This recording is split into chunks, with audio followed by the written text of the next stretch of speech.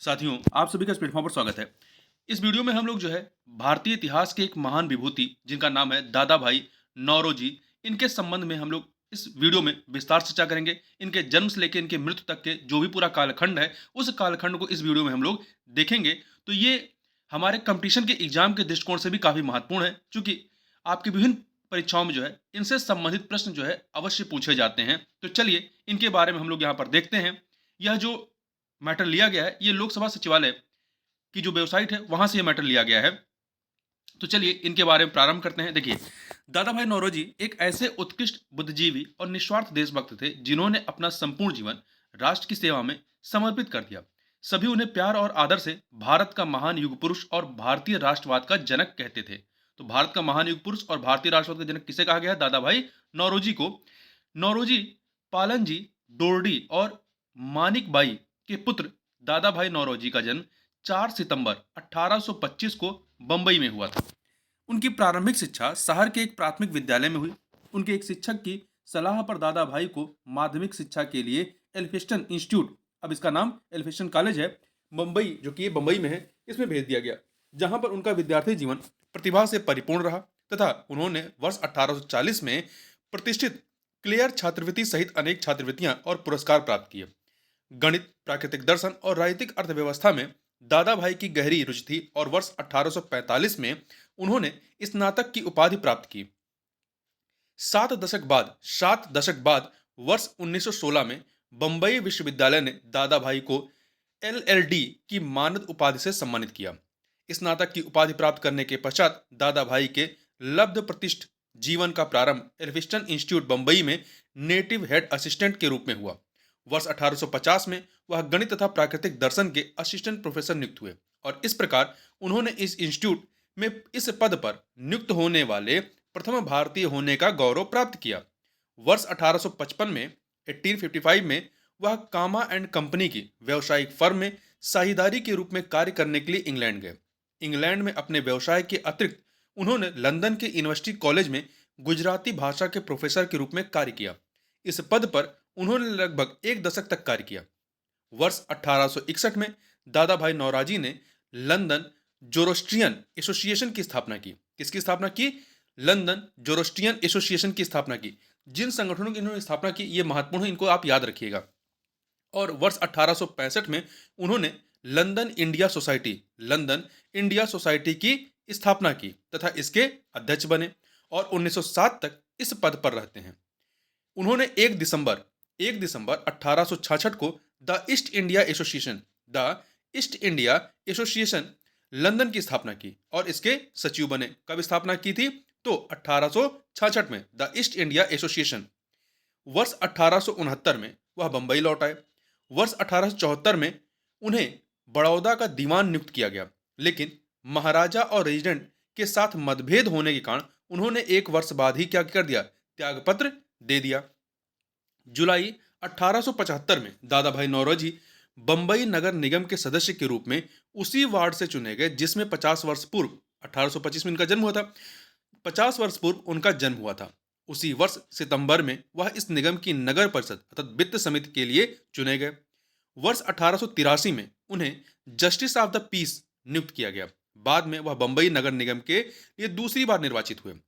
नागरिक कार्य और जन कल्याण के प्रति दादा भाई में अद्भुत उत्साह भरा हुआ था।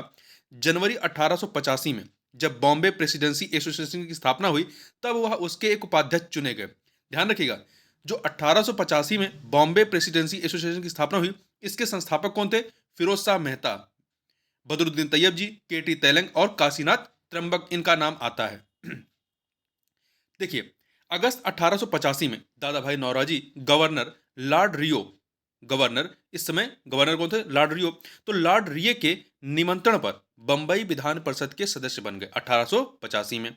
वर्ष के अंत में उन्होंने भारतीय राष्ट्रीय कांग्रेस की स्थापना करने में अग्रणी भूमिका निभाई, चूंकि दिसंबर 1885 में ही कांग्रेस की स्थापना हुई थी, तथा 3 बार अर्थात 1886 में, 1886 में, 1893 और 1906 में इसके अध्यक्ष बनते हैं। ठीक है, तो 1886 और 1906 में ये दोनों अधिवेशन कहां पे हुए थे? कलकत्ता में हुए थे और यहां पर इन्होंने इसकी इस अधिवेशन की क्या की थी? अध्यक्षता की थी। तो ये प्रश्न पूछा जाता है कितनी बार इन्होंने की थी? तो 3 बार इन्होंने इसकी अध्यक्षता की हुई थी, तो इस चीज़ को आप याद रखिएगा। तो 1886 में ये जो दूसरा आपका कांग्रेस का अधिवेशन होता है कलकत्ता में, उसके अध्यक्ष थे। फिर आपका जो 1893 में होता है, 1893 में ये नवा अधिवेशन होता है लाहौर में, यहाँ पर इसके ये अध्यक्ष थे। इसके बाद आपका 1906 में आपका 22वां होता है। कौन सा होता है? 22वां होता है। यहाँ पर भी दादा भाई नौरोजी इसके अध्यक्ष बने थे। और ये जो 1906 का कलकत्ता अधिवेशन था, यहीं पर पहली बार स्वराज शब्द का प्रयोग किया गया था। देखिए, दादा भाई जो है 1886 में पुनः इंग्लैंड गए ताकि वह वहां भारत के लोगों की शिकायतों को व्यक्त कर सकें और उन्हें उचित सुनवाई और न्याय दिला सकें। दादा भाई इतने दृढ़ निश्चयी और अटल प्रवृत्ति के व्यक्ति थे कि वह 1892 में 1892 में सेंट्रल फिंसबरी निर्वाचन क्षेत्र से ब्रिटेन की संसद के सदस्य निर्वाचित हुए। ये बहुत ही महत्वपूर्ण फैक्ट है, इसको याद रखिएगा। प्रश्न पूछा गया है कि वो किस निर्वाचन क्षेत्र से संसद की ब्रिटेन की संसद के सदस्य निर्वाचित हुए थे? सेंट्रल फिंसबरी, ठीक है, 1892 में। और इस प्रकार वह ब्रिटेन की संसद में चुने जाने वाले पहले भारतीय बने थे। तो इस फैक्ट को याद रखिएगा। ब्रिटेन की संसद में अपने अल्पकाल 1892 में चुने गए थे। 1892 से 1895 के दौरान ही दादा भाई की विशेष भूमिका ने ब्रिटिश सरकार पर गहरी छाप छोड़ी। वर्ष 1897 में secretary of state for India Shri George Hamilton ने ब्रिटेन की संसद में दादा भाई नौरोजी की कार्यविधि और उनकी निर्भीकता तथा भारतीय हित के बारे में उनके प्रबल समर्थन के संबंध में भारत के वायसराय लॉर्ड एलिगन को भारत के वायसराय लॉर्ड एलिगन, ये इनका पूरा नाम है लॉर्ड एलिगन द्वितीय, इनको बताया था। अपने सहयोगियों सर विलियम बेडवर्न और सी डब्ल्यू एस कैन की सहायता से दादा भाई ने भारतीय संसदीय समिति का गठन किया था। ठीक है, तो इस चीज को भी आप याद रखिएगा। ये जो सर विलियम बेडवर्न है, ये भी कांग्रेस के अध्यक्ष रह चुके हैं। कब रहे थे ये? 1910 में। 1910 में जो इलाहाबाद में अधिवेशन होता है, 25वां कांग्रेस का 25वां अधिवेशन 1910 में इलाहाबाद में होता है, उसकी अध्यक्षता सर विलियम बेडवर्न ने की थी। ठीक है, तो इस फैक्ट को आप ध्यान रखिएगा। देखिए, दादा भाई द्वारा संसदीय क्षेत्र में किए गए श्रम के परिणामतः उन्होंने ब्रिटेन वासियों को धन संपदा के निर्गमन का सिद्धांत समझाया। इनका संसदीय क्षेत्र क्या था? कहां चुने गए थे? सेंट्रल फिंसबरी निर्वाचन क्षेत्र से। तो यहां पर इन्होंने काफी काम किया था। तो इसके श्रम के परिणामतः उन्होंने ब्रिटेन वासियों को धन संपदा के निर्गमन का सिद्धांत समझाया, जिसमें तथ्यों और आंकड़ों को प्रस्तुत करते हुए ब्रिटिश सरकार द्वारा भारत के संसाधनों को योजनाबद्ध रूप से रिक्त करना दर्शाया गया था।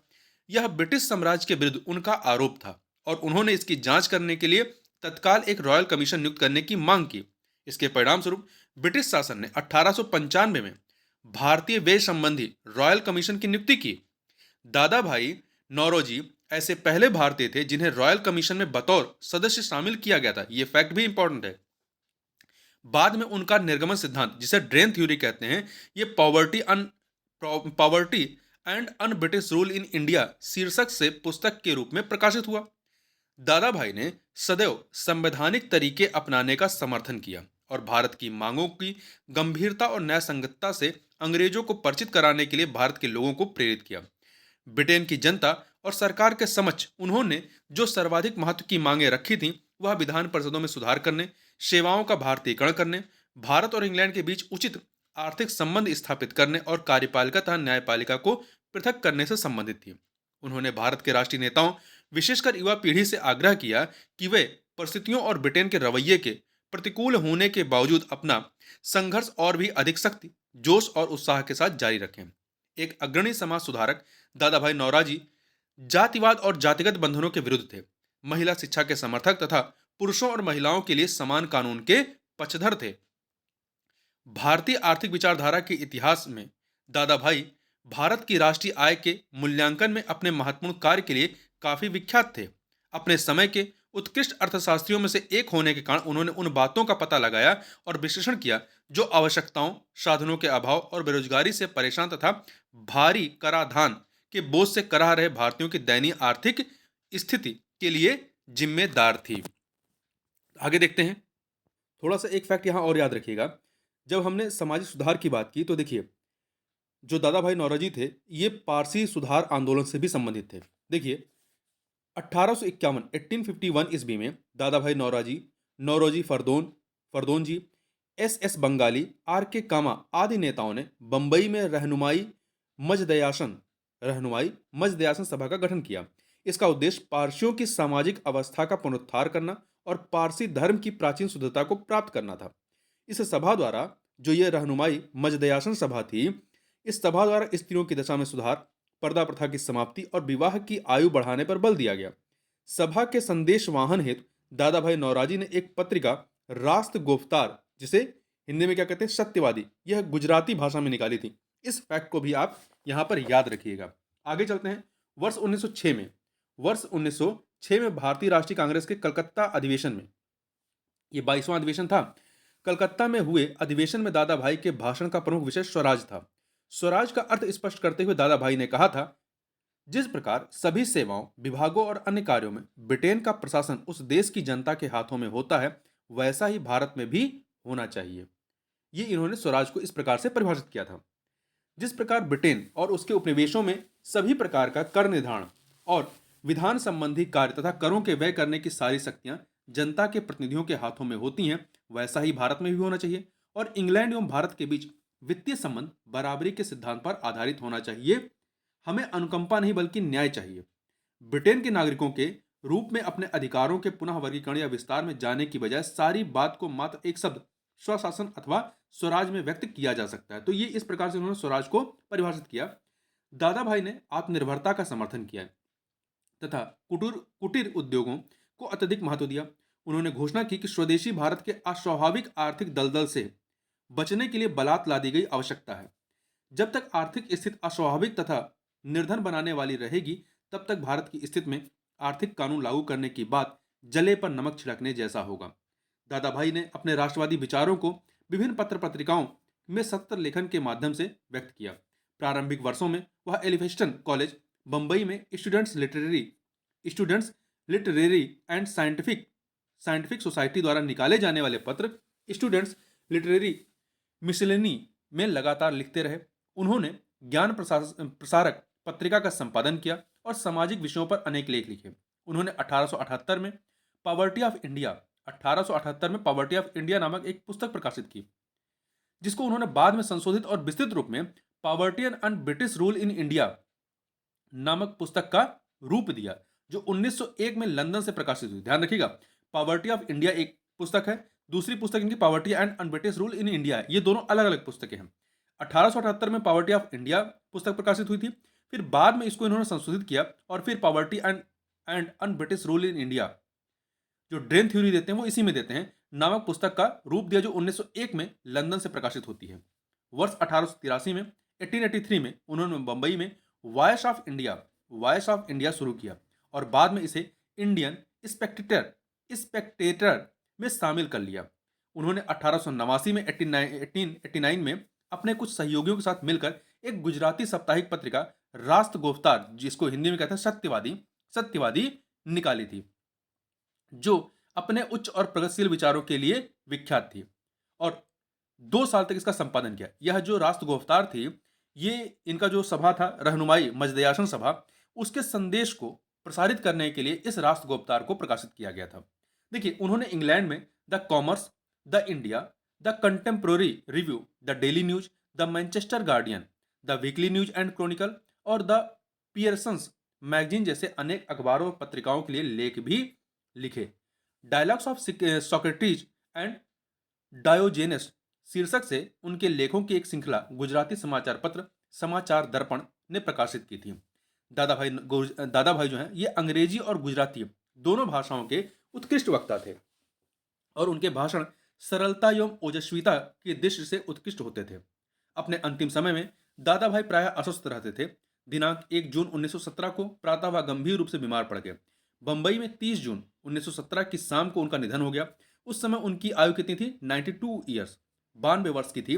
दादा भाई का पार्थिव शरीर पारसी रीति रिवाज के अनुसार टावर ऑफ साइलेंस को अर्पित कर दिया गया। भारतीय राष्ट्रीय कांग्रेस ने कलकत्ता में हुए अपने 32वें अधिवेशन, ठीक है, ये 32वां अधिवेशन कब होता है? 1917 में। तो अपने 32वें अधिवेशन में दादा भाई की मृत्यु पर शोक प्रस्ताव पारित किया, जिसमें गहरा दुख व्यक्त करते हुए भारत और उसकी जनता के प्रति उनकी लोक सेवा भावना से अर्पित बहुमूल्य सेवाओं का स्मरण किया गया। यहाँ ध्यान रखिएगा, ये जो 32वां अधिवेशन होता है 1917 में, इसकी अध्यक्षता किसने की थी? तो इसकी अध्यक्षता जो है एनी बेसेंट जी ने की थी। किसने की थी? एनी बेसेंट जी, श्रीमती एनी बेसेंट ने की थी। और यह एक आयरिश महिला थी जो कांग्रेस की प्रथम महिला अध्यक्ष थी। कई बार पूछा जाता है कि कांग्रेस की प्रथम महिला अध्यक्ष कौन थी, तो वो श्रीमती एनी बेसेंट थी। जबकि यदि ये पूछा जाता है प्रश्न कि कांग्रेस की पहली भारतीय महिला अध्यक्ष कौन थी, तो वो कौन थी? सरोजनी नायडू थी। वो 1925 में कानपुर में 1925 में कानपुर में जो 40वां अधिवेशन होता है कांग्रेस का, उसकी अध्यक्ष थी। जबकि श्रीमती एनी बेसेंट जो 32वां अधिवेशन होता है कलकत्ता में, उसकी ये अध्यक्ष थी। दादा भाई को अपनी भावभीनी श्रद्धांजलि अर्पित करते हुए गोपाल कृष्ण गोखले ने कहा, कितना आदर्श जीवन रहा है उनका, गंगा के समान पवित्र, पृथ्वी के समान सहनशील, अहंकार से एकदम शून्य, देशभक्ति से परिपूर्ण, प्रेम से ओतप्रोत और ऐसे उच्च उद्देश्यों की प्राप्ति के लिए सतत प्रयत्नशील। जब कोई इस पर विचार करता है तो उसे लगता है मानो वह एक महान शक्ति से अनुप्राणित हो उठा है। महादेव गोविंद रनाडे ने भारतीय अर्थशास्त्र और वित्त के मामले में दादा भाई को अनुकरणीय नेता कहा। महात्मा गांधी ने कहा कि दादा भाई ने देश की जो निर्बाध और सतत सेवा की, वह भारत के लिए एक अनुकरणीय आदर्श सिद्ध होगी। दादा भाई नौरोजी का निस्वार्थ जीवन राष्ट्र सेवा और उत्कट देशभक्ति भावी पीढ़ियों के लिए एक प्रेरणा का स्रोत रहेगी। तो इस प्रकार से यहाँ पर हमने दादा भाई नौरोजी के संबंध में पूरे विस्तार से चर्चा की। तो इस वीडियो में बस इतना ही, मिलते हैं नेक्स्ट वीडियो में, तब तक के लिए बहुत बहुत धन्यवाद।